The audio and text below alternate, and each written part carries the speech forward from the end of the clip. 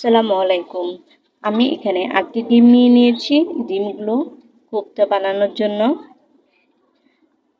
এখন আমি প্রতিটা ডিম একটা বাটিতে ভেঙে নিব। আমার ডিমগুলো ভাঙা হয়ে গেছে।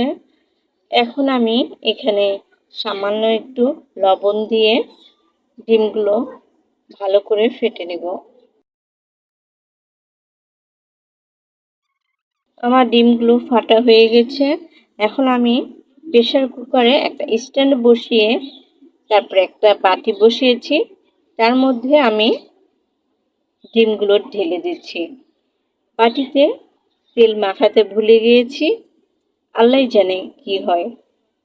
তেল মাখালে সহজে পুডিংটা সহজে খুলে আসতো। এবার 15 মিনিট পরে আমার এটা হয়ে গেছে। আমি এটাকে বের করে নিচ্ছি। তারপর একটু ঠান্ডা হলেই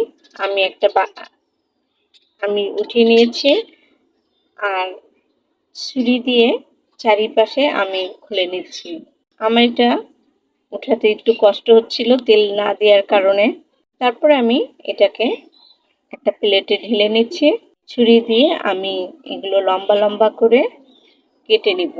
তারপরে আড়াআড়িভাবে কেটে 4 কোনা করে নিব যতটুকু হয়।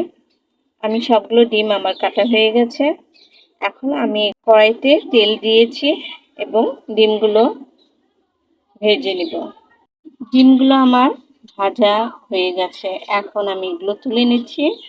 আমি দ্বিতীয় ধাপে আবারও বাকি ডিমগুলো ভেজে নেব। এই কোফতাটা খেতে অসম্ভব মজা। আপনারা একবার আপনাদের মন মতো মশলা দিয়ে এটা বানিয়ে খাবেন, দেখবেন খুব ভালো লাগে। তারপরে ডিম ভাজার তেলটা আমি একটা ফ্রাই প্যানে দিয়ে দিলাম ও এখানে আরেকটু কিছু তেল অ্যাড করেছিলাম। তারপরে আমি 3টা এলাচ এই তেলের মধ্যে ভেজে নিব।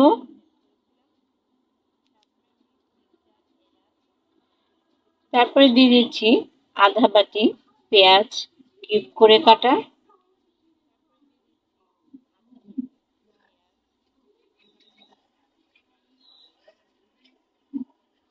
দিয়ে দিচ্ছি আদা, পেঁয়াজ, রসুন বাটা।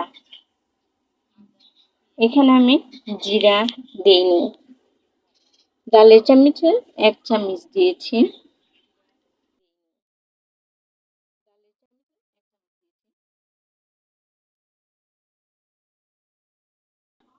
আরও দিয়ে দিচ্ছি 2 চামচ শুকনো মরিচের গুঁড়ো।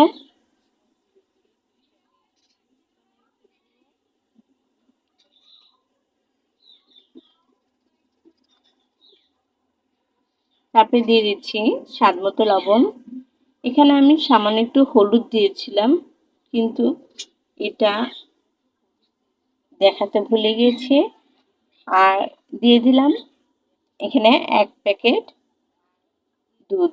1 প্যাকেট গুঁড়ো দুধটা আমি পানি দিয়ে গুলিয়ে রেখেছিলাম, সেটা এটার মধ্যে অ্যাড করে দিলাম। এখানে সবসময় আমি দই দিই, আজকে অন্যরকম করছি। আর একটু দিয়ে দিলাম গরম পানি।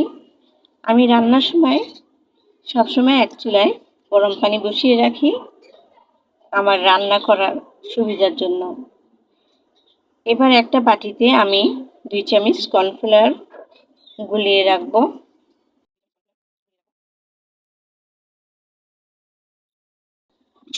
মশলাটা আমার ভালো করে ভুনা হলে আমি এটার মধ্যে ডিম ভাজাগুলো দিয়ে দিব। পানি অ্যাড করে দিচ্ছি। এবার ডিম ভাজাগুলো আমি এটার মধ্যে দিয়ে ভালো করে একটু কষিয়ে নিব। তারপর বাকি গরম পানিগুলো আমি এটার মধ্যে দিয়ে দিচ্ছি। এবার ভালো করে একটু নাড়াচাড়া দিয়ে আমি এটাকে ঢেকে কিছুক্ষণের জন্য রান্না করব। এবার দিয়ে দিচ্ছি গুলে রাখা কর্নফ্লাওয়ার। ভালো করে মিক্সড করে আমি দিয়ে দিচ্ছি এখানে 5-6টা কাঁচামরিচ।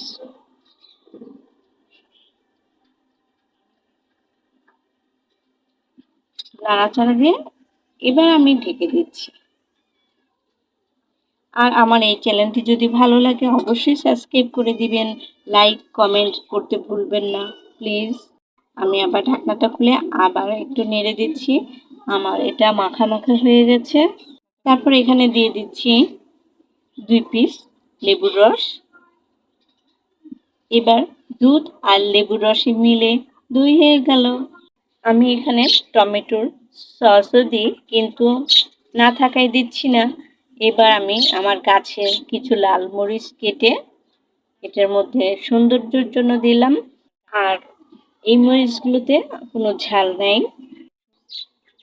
আপনারা এটা রান্না করে খাবেন।